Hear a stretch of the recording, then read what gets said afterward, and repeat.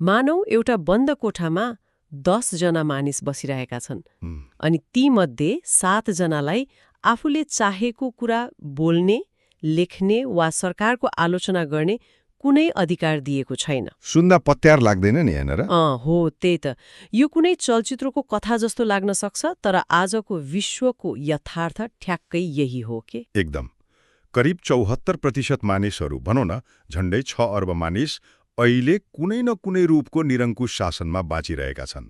अनि यो तथ्याङ्कले जो कोहीलाई पनि नराम्ररी झस्काउँछ नि त, किनकि हामीलाई त 21औं शताब्दीमा आइपुग्दा संसार अझ खुल्ला र अझ बढी लोकतान्त्रिक पो हुँदैछ जस्तो लाग्थ्यो। हो नि, तर वास्तविकता निकै डरलाग्दो रहेछ। जम्मा 7% मानिसले मात्र अहिले पूर्ण रूपमा उदार लोकतन्त्रको अनुभव गर्न पाइरहेका छन् के। बाफ्रे, जम्मा 7%? बाँकी 93% को हकमा लोकतन्त्र कि त चरम सङ्कटमा छ कि त अस्तित्वमै छैन भन्दा पनि हुन्छ।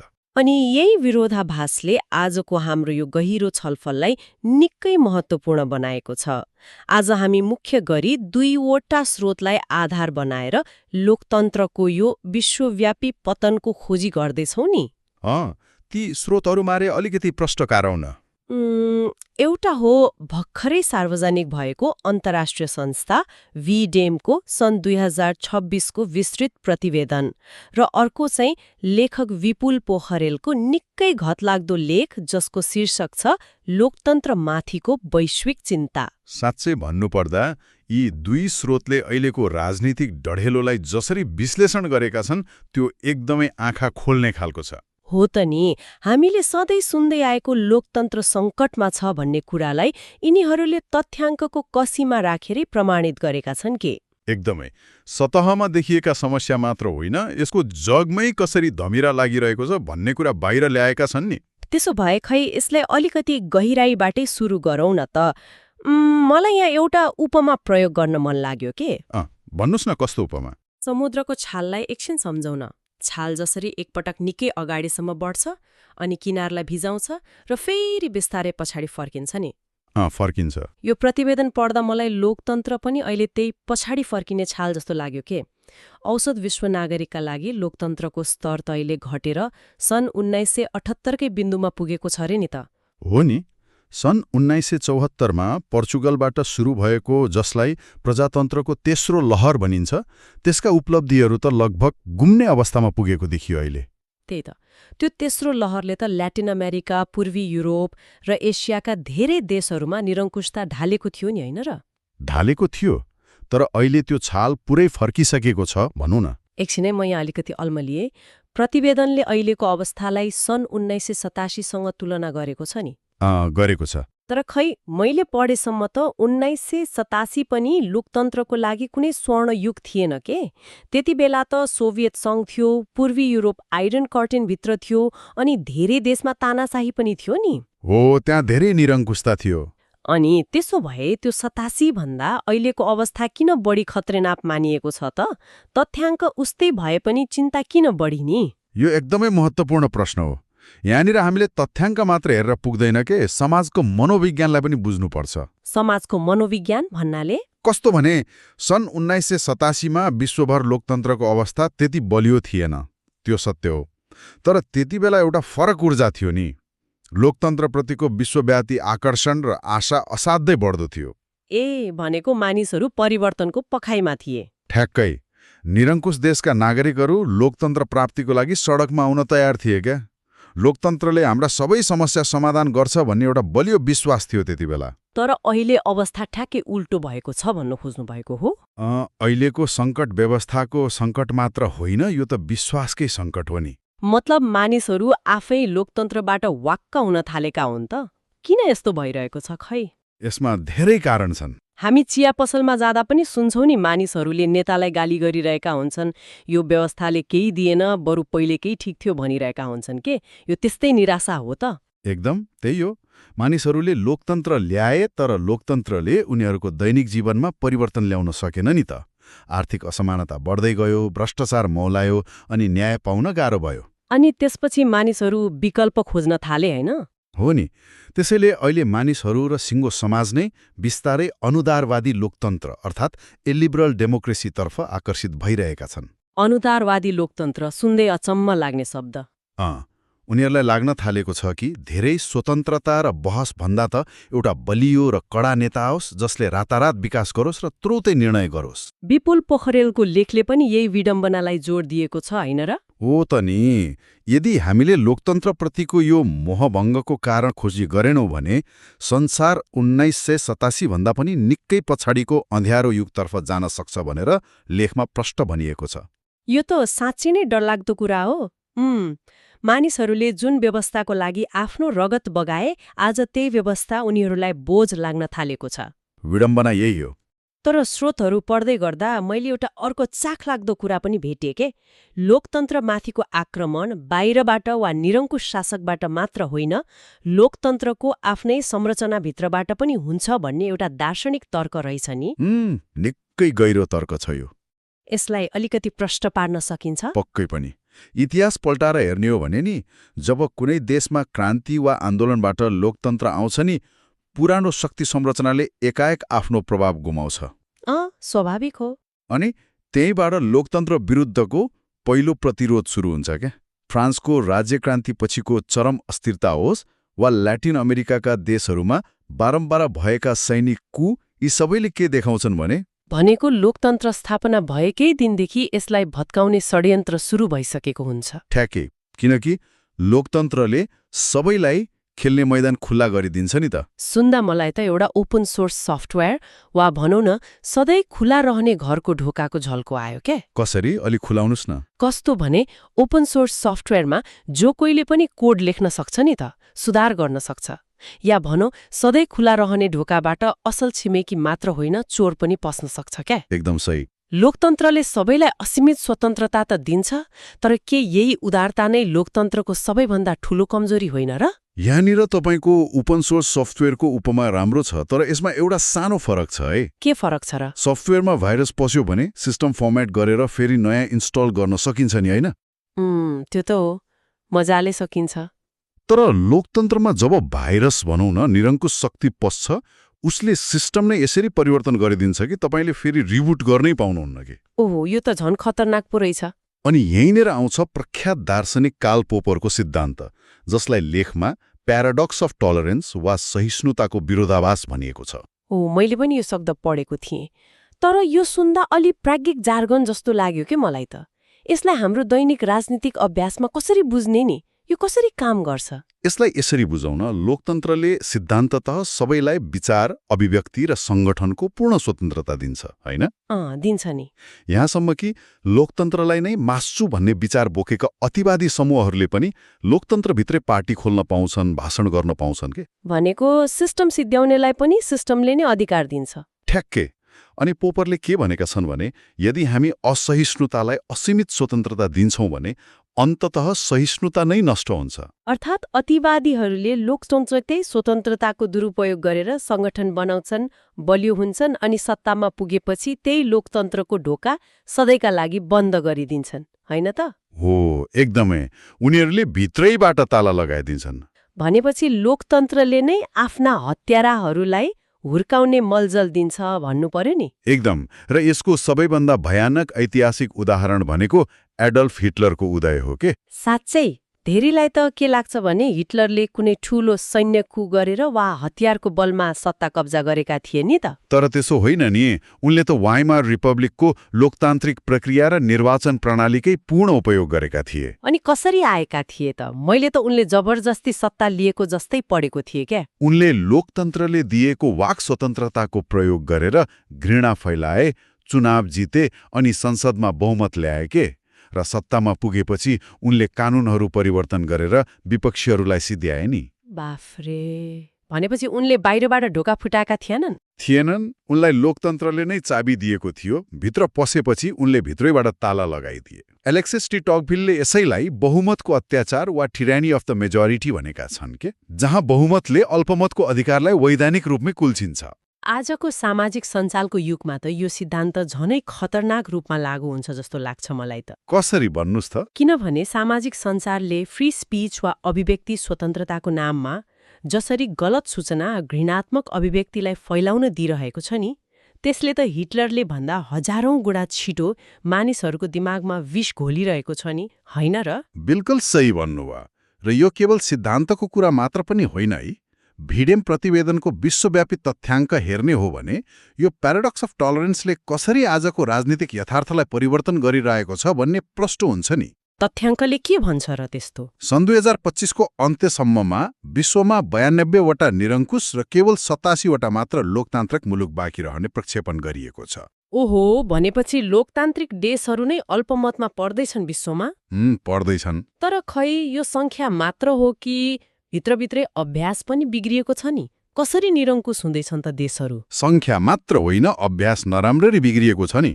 प्रतिवेदनले देखाएअनुसार 44वटा देशमा प्रेस स्वतन्त्रता तीव्र रूपमा खस्किएको छ के। 44 देशमा? पत्रकारहरूलाई समाचार लेखेकै भरमा जेल हाल्ने क्रम बढेको छ। र अझ डरलाग्दो कुरा त के छ भने 33वटा देशमा त राजनीतिक विपक्षीहरूलाई दबाउन यातलाकै प्रयोग हुन थालेको छ। यो त ज्यादै गम्भीर कुरा हो। यो कुनै लुकीछिपी गरिएको काम त पक्कै होइन होला।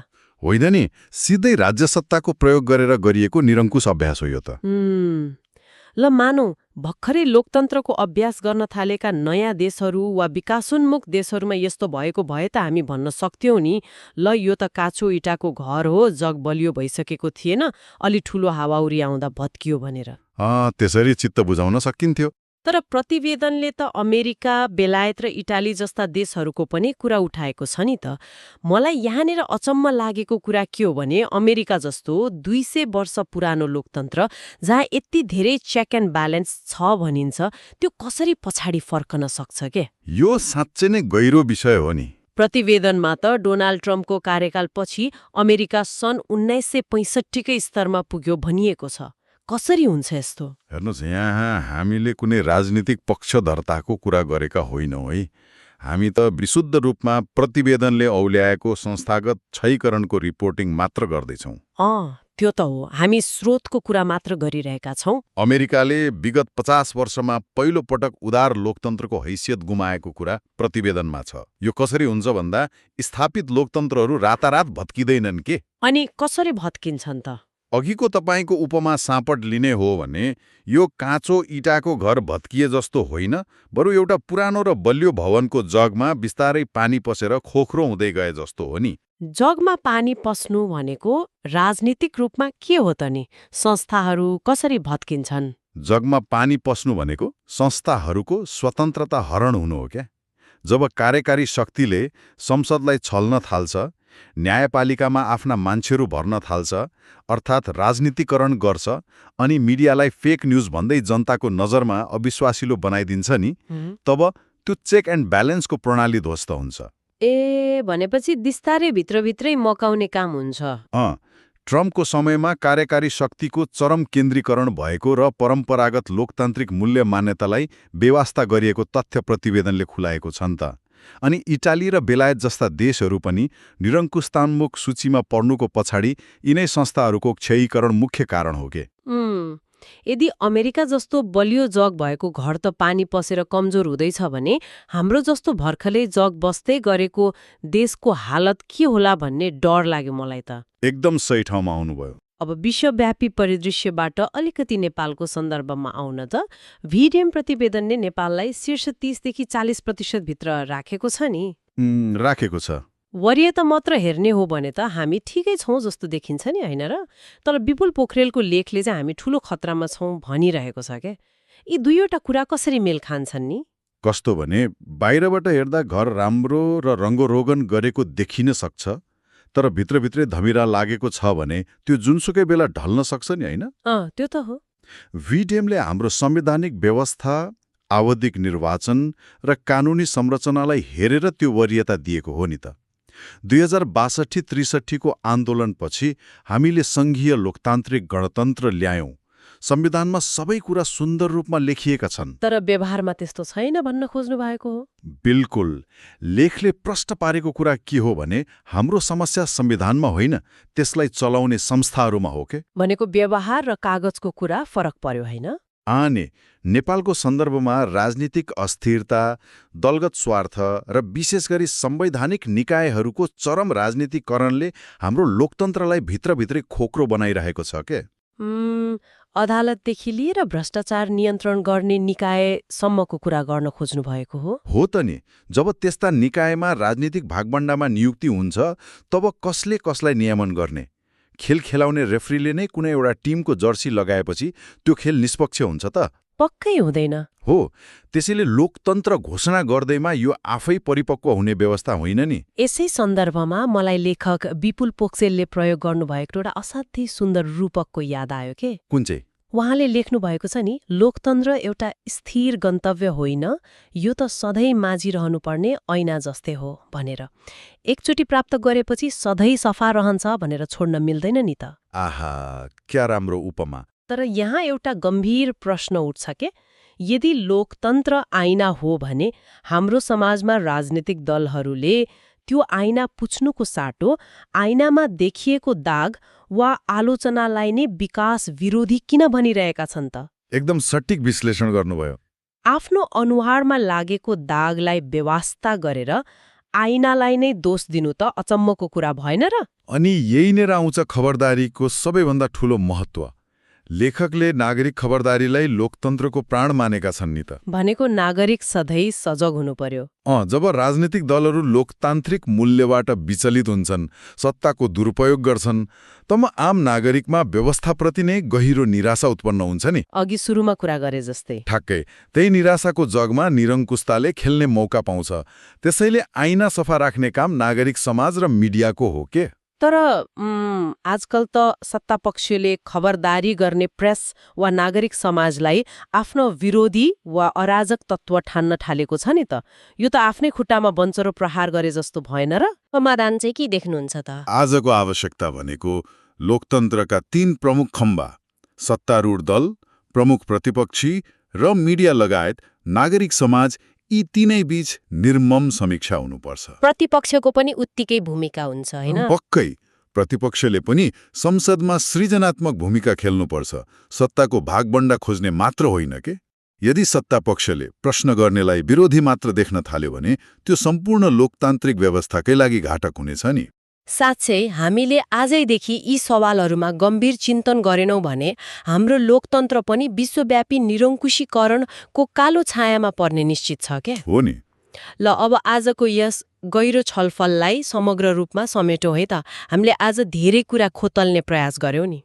धेरै महत्त्वपूर्ण पाटाहरूमा कुरा भयो। सुरुमा हामीले हेर्यौं कि कसरी आजको विश्व सन् 1987 को विपरीत दिशामा हिँडिरहेको छ।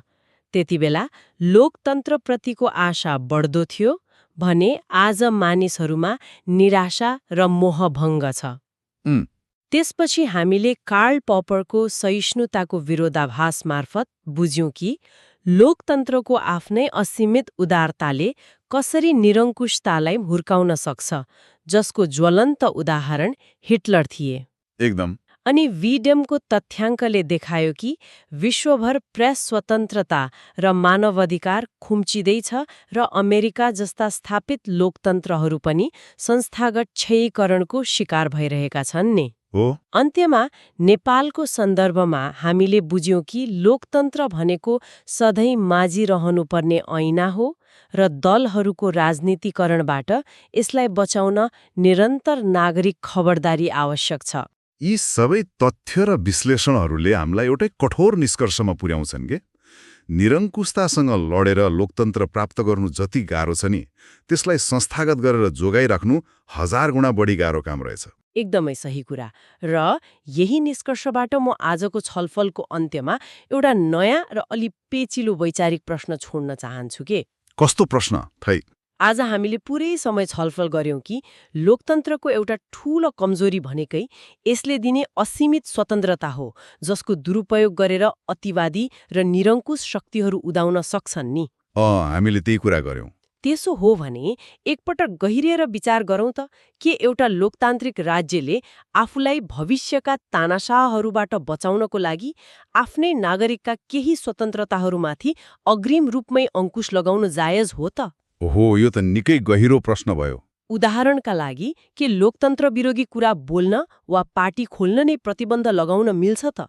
तर फेरि अर्को प्रश्न आउँछ, यदि लोकतन्त्र बचाउनकै लागि लोकतान्त्रिक मूल्य र मान्यताहरू खुम्च्याउनु पर्छ भने के त्यो व्यवस्थालाई अझै पनि लोकतन्त्र भन्न मिल्छ त? यो त स्वतन्त्रता जोगाउनको लागि स्वतन्त्रता नै कटौती गर्नुपर्ने भयानक विरोधाभास पो भयो त। यसको उत्तर खोज्नु साँच्चै नै चुनौतीपूर्ण छ नि। हो नि, यो यस्तो प्रश्न हो जसको सजिलो उत्तर सायद कसैसँग छैन के। तर यो प्रश्नले हामीलाई आफ्ना वरपर भइरहेका राजनैतिक अभ्यासहरूलाई निकै फरक दृष्टिकोणबाट निहाल्न पक्कै प्रेरित गर्नेछ। पक्कै पनि गर्छ। त्यो ऐना जसलाई हामी लोकतन्त्र भन्छौं, त्यसमा लागेको दाग पुछ्ने कि दाग देखाएको झोकमा ऐना नै फुटाइदिने भन्ने छनोट अन्ततः नागरिकहरूकै हातमा छ के? एकदम सही कुरा। आजको यस गहिरो छलफलबाट बिदा माग्ने बेला भएको छ। आफ्ना वरपरका राजनीतिक घटनाक्रमलाई प्रश्न गर्न र खबरदारी गर्न कहिले नछोडौं। सुन्दै गर्नुहोला।